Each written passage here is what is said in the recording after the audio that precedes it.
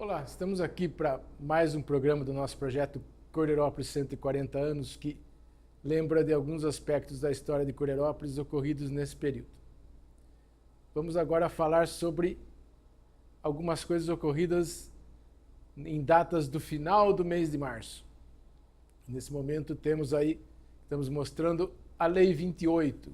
Por que ela é importante? É a lei que todo mundo sabe que os imigrantes que vieram para o Brasil, principalmente para o estado de São Paulo, eles não vieram de graça. O governo do estado, o governo da província de São Paulo, pagou a passagem durante 45 anos. Então a pessoa chegava na Europa, o cara falava, ó, vai lá que o cara está te pagando uma passagem de navio para você ir lá para o Brasil. O que vai ter lá? Não, vai ter terra para você plantar e vai ter lugar para você trabalhar. Beleza.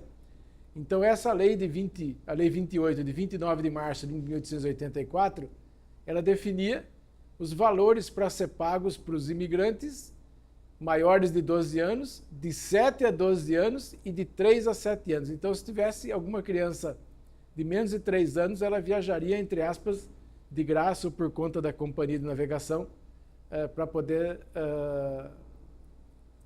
vir para o Brasil, para o estado de São Paulo. O outro ponto que é importante, que foi lembrado, é só retornar outro aí, que tem mais um ponto aí.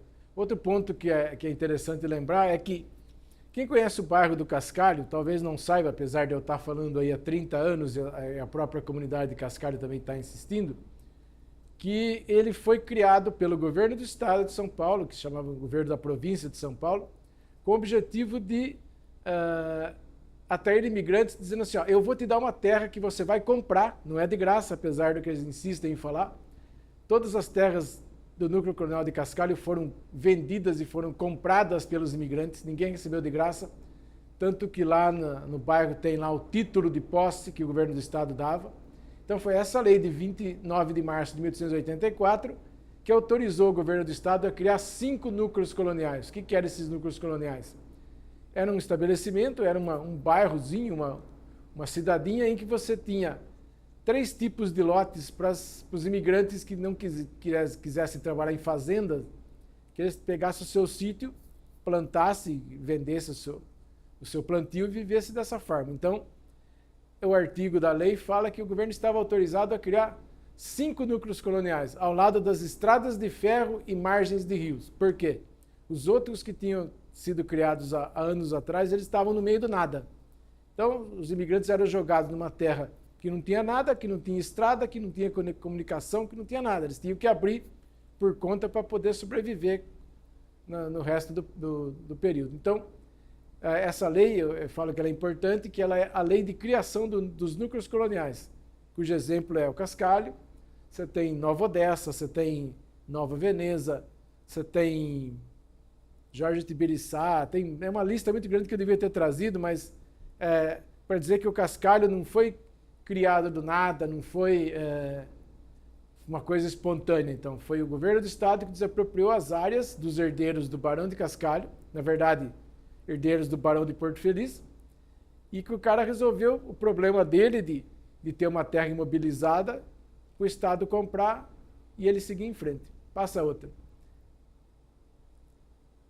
Então é isso, essa é a segunda parte da lei. Então ele fala na primeira parte tudo que tinha que ser feito. Olha, todo imigrante que quiser vir para o estado de São Paulo, para a província de São Paulo, se apresente lá no porto de Marsella, acho que tem outro lugar lá que eles pegavam, identifique que você vai para São Paulo, você vai receber uma grana para pagar a tua passagem, você vem com as suas coisas e a hora que você chegar, você vai chegar no lugar chamado Hospedaria do Imigrante, que tem lá em São Paulo, o Museu da Imigração, e lá eles vão te dar um pouco de comida, tal, você vai ficar descansando lá, até que você arranje emprego em algum lugar. Então, quem vê os papéis que foram escaneados aí dessas saídas, tem o indicativo de onde foram esses imigrantes. E agora as pessoas que estão procurando os seus antecedentes para poder fazer cidadania ou coisa parecida, ou nem isso, eles encontram essas informações nesses livros que foram escaneados pelo Museu da Imigração e que encontram-se as datas de quando as pessoas vieram. No caso da minha família, eu consegui encontrar a chegada do meu trisavô, meu bisavô com o pai dele. Ele chegou em 1889, praticamente depois da República. E no caso do meu avô paterno, ele chegou em 1906, mas dá a entender que ele veio antes voltou para a Itália, aí ele viu que a coisa lá não melhorou, ele pegou e retornou para o Brasil. Então ambos faleceram em Cordeirópolis, passaram toda a sua vida aqui, pelo menos uns 50, 60 anos, tiveram suas famílias, que os dois se cruzaram na minha descendência, e eu coloco essa representação de todos os imigrantes que a gente sabe que teve na cidade, na região, no estado, no Brasil, e que mudaram totalmente o perfil do país nesse tempo. Vamos para outra. Então, aqui, esse é outro ponto que a gente está querendo frisar. Desde 1880, depois que morreu o Barão de Porto Feliz, que era o dono dessas terras aí que fizeram o cascalho, os herdeiros, por algum motivo que não se sabe, eles tinham mais contato com o Rio Claro do que com Limeira.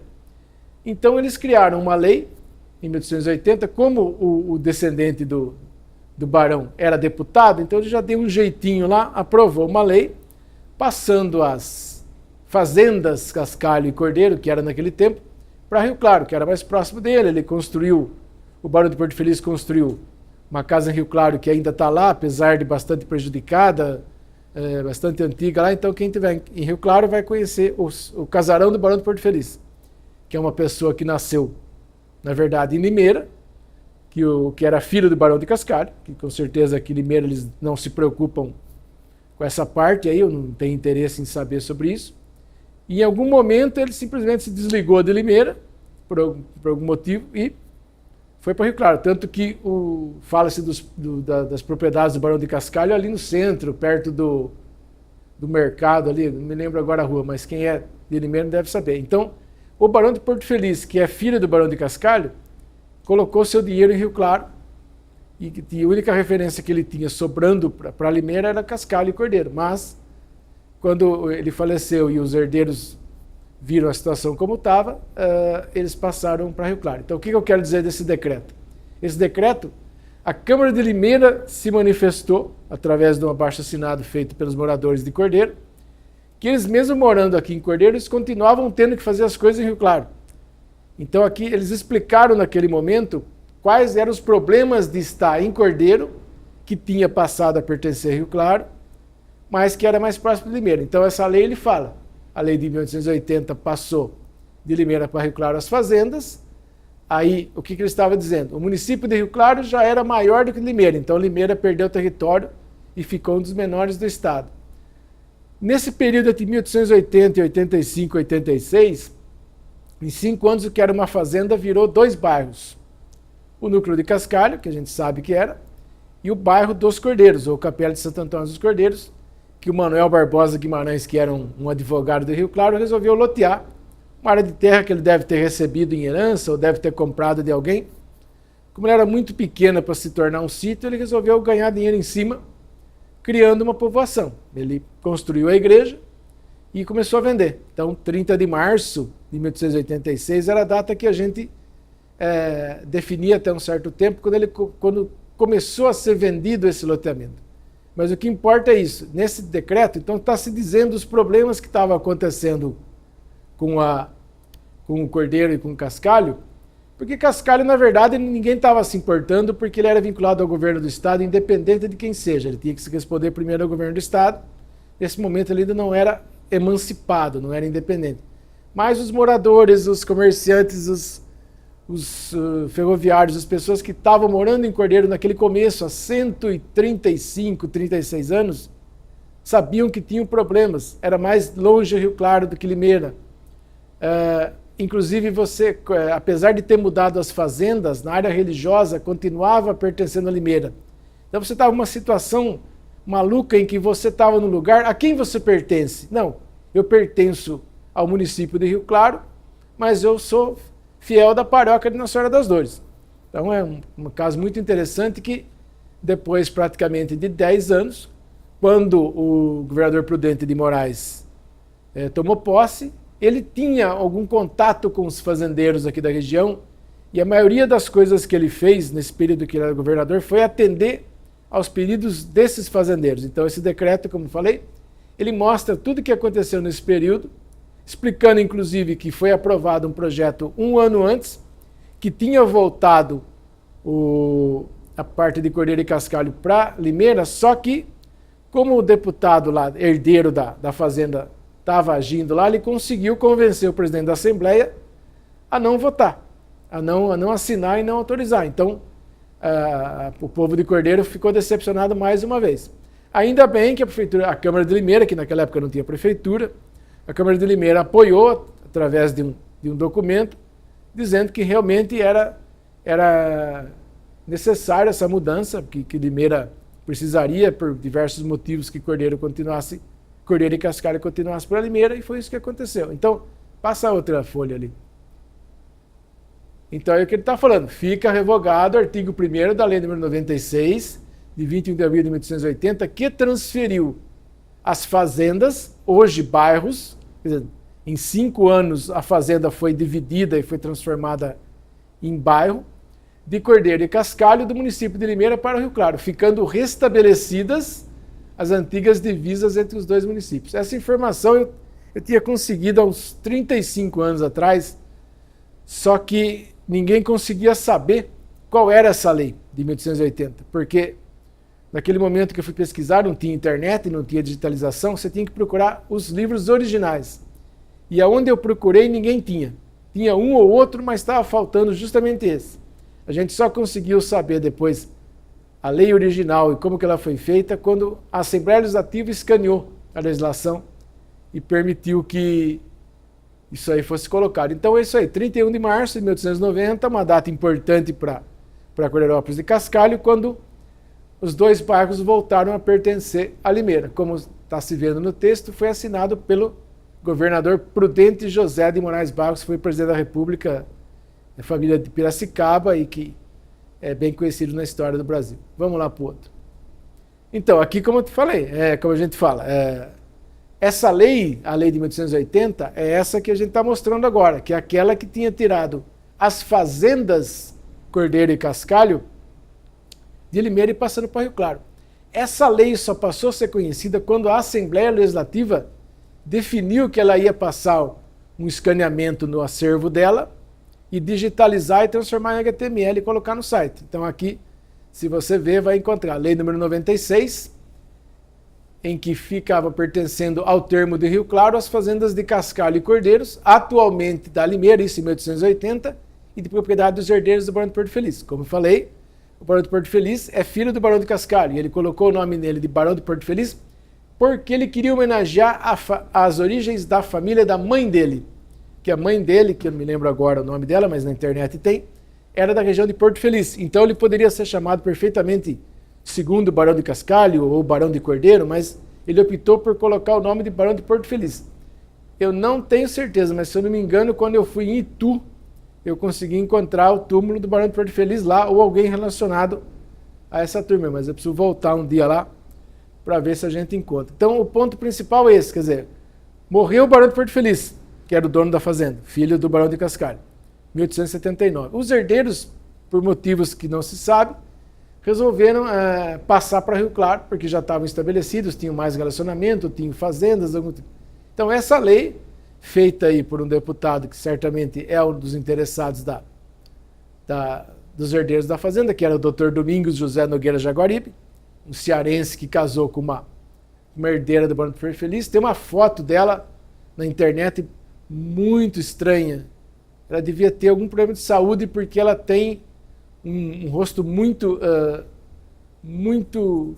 esquisito, vamos dizer assim. Tem um rosto muito esquisito e até onde eu sei, ela casou-se com 16 anos, teve 3 filhos e faleceu com 19 anos. Então esse é um ponto que precisava ser mais estabelecido. Inclusive a moça faleceu no Ceará, o que é impressionante. Você imagina a viagem que era feita para sair daqui de Cordeiro Cascalho. Não sei se ia por mar, se ia por ferrovia, não sei. Enfim, a pessoa foi visitar, entre aspas, os parentes do pai, os avós, os tios, etc., e acabou falecendo lá no Ceará. Então, é que eu devia ter separado aqui para mostrar a data, mas a foto que está no site de genealogia que chama MyHeritage é bem estranha, porque a legislação da época, a imprensa da época falava que uma das filhas do Barão de Porto Feliz tinha problemas. Não sabemos quais seriam esses problemas. Teve até uma interpretação de que essa moça teria um o que seria uma síndrome de Down.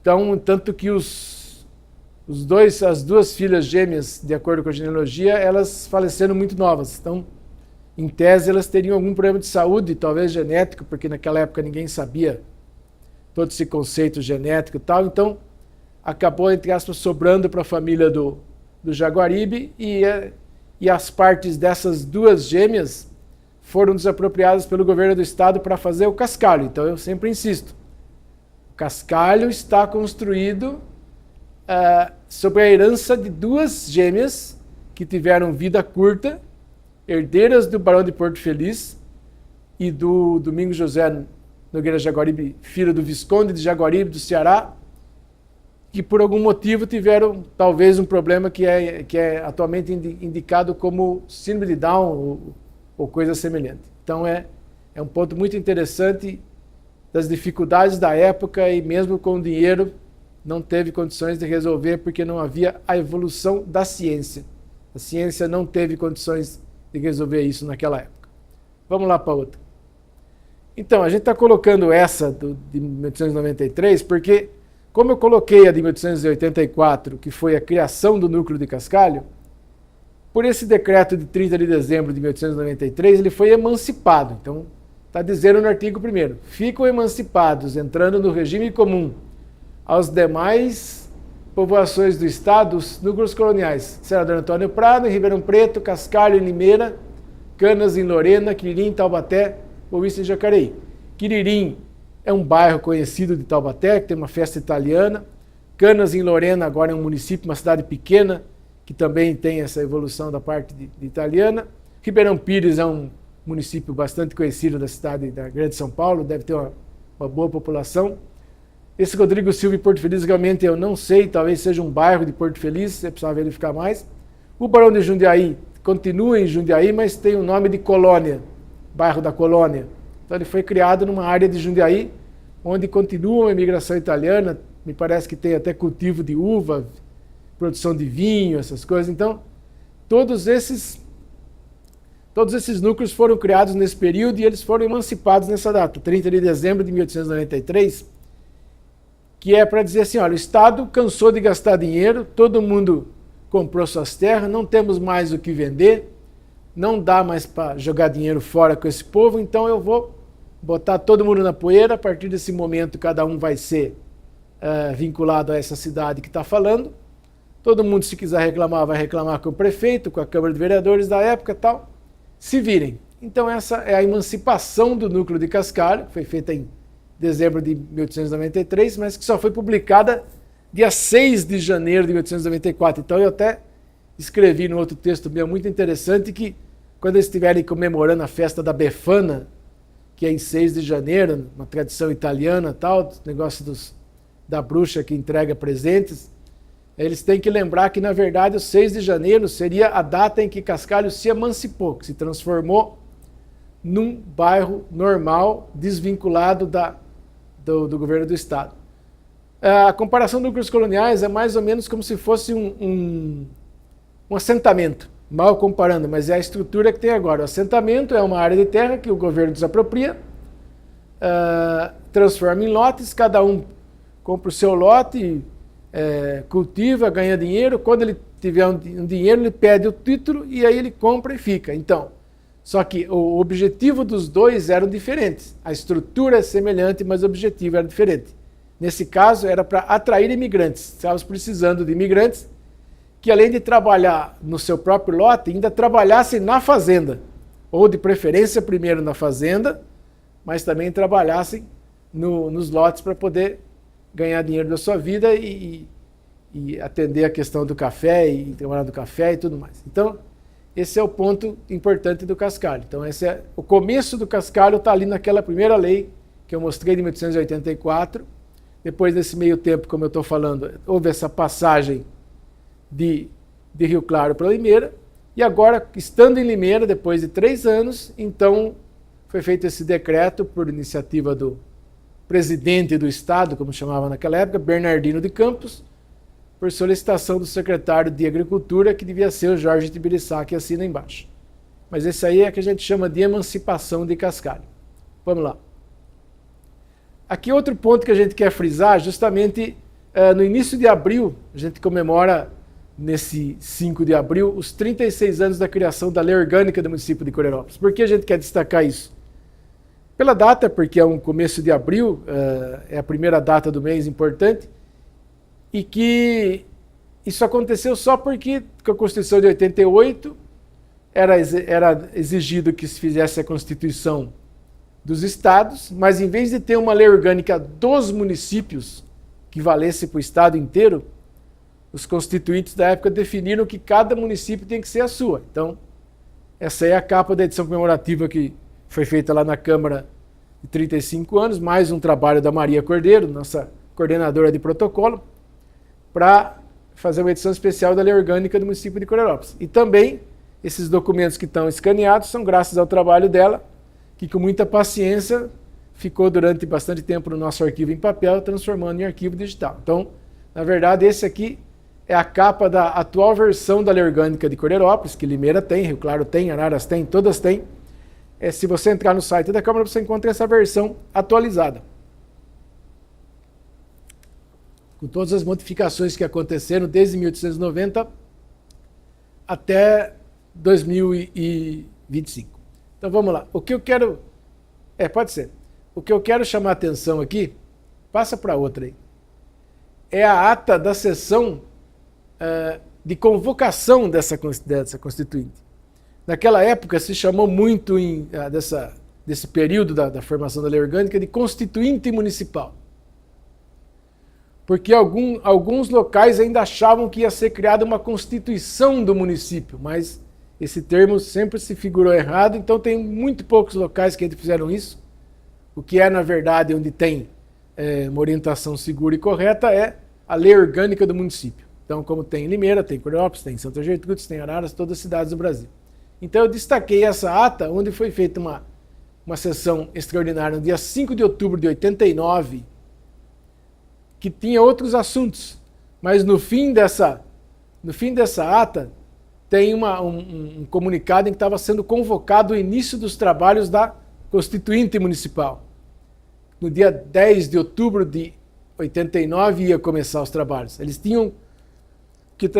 utilizavam um modelo que vinha das consultorias da época, porque nunca existia uma lei orgânica do município, existia a lei orgânica dos municípios. Então, eles trabalharam num texto que era feito pelas consultorias da época, chamada CONAN, CEPAM, IBAN, são as três empresas, duas fundações e uma empresa particular, que era voltada à orientação contábil, legal dos municípios. Então, os vereadores que trabalharam durante um período, eles, além de ser vereadores, eles eram constituintes municipais, mas nunca tiveram um trabalho paralelo, nunca teve uma outra coisa funcionando ao mesmo tempo. Era tudo, basicamente, no mesmo local, tanto que aí você vê a nossa reprodução original feita aí pelo trabalho da Maria no nosso arquivo. Isso aí está disponível no volume encadernado da Câmara, falando ali embaixo que dia 10 de outubro ia começar os trabalhos da Constituinte. Vamos lá para outra. Então aqui é uma foto justamente do período em que se terminou, em que foi feita a promulgação que fala da Constituinte. Então essa foto, ela não estava no acervo da Câmara, mas foi passada por uma pessoa. Não tem todos os vereadores aí, porque teria que ter uma outra foto do lado de cá, que a foto está sendo tirada da mesa diretora para frente, com as pessoas que estavam no fundo acompanhando esse evento. Então, quem é de Cordeiros que for assistir vai lembrar. Sou o José Jorente, conhecido como Piriaca, o vereador com mais mandatos no período da história de Cordeiro, foi vice-prefeito, foi vereador, presidente da Câmara. José Fortunato Primerino, também um vereador dessa época aí, de família conhecida, trabalhou muito tempo em Americana, quem é da época sabe. A cadeira deve estar vazia porque alguém de lá devia estar na mesa da direção. Então, infelizmente, não tem a foto da direção. Não dá para saber quem é que estava lá. Aí, continuando, o Haroldo Jesus Menezes, um antigo funcionário da Prefeitura de Coreirópolis, da área tributária, referência nesse período, que trabalhou por mais de 30 anos, também foi vereador, presidente da Câmara, de origem da Bahia, o pai dele era um senhor baiano, com sotaque, muito gente boa, tranquilo. Tive a oportunidade de trabalhar com ele e só tenho boas palavras com ele nesse ponto. Seu Geraldo Perucchi, conhecido como Lalo, que quem andar pela cidade vai encontrar ele por aí, nos seus 85 anos. Também vereador nesse período, acho que teve mais um mandato ainda. Parente aí do ex-prefeito Dair Perucchi, mas também